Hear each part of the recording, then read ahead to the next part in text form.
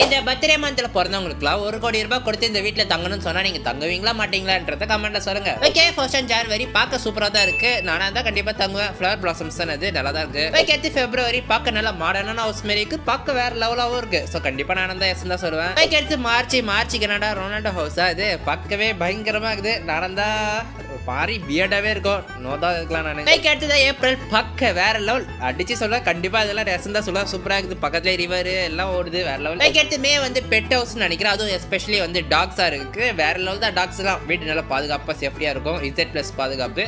So நான் அந்த S தான் சொல்லுவேன். அடுத்து ஜூன் இது என்ன பழடைஞ்ச வீடா இல்லைன்னா பேய் வீடான்னு தெரியலையே. பார்க்க பயங்கரமா இருக்குது. ஸோ நான் அந்த அடுத்து ஜூலை இக்லோ ஹவுஸ். அடுத்து ஆகஸ்ட் பவுன்சி ஹவுஸ் நினைக்கிறேன். இது என்ன வீடா? இது பார்க்க வீடு மாதிரி இந்த வீடா?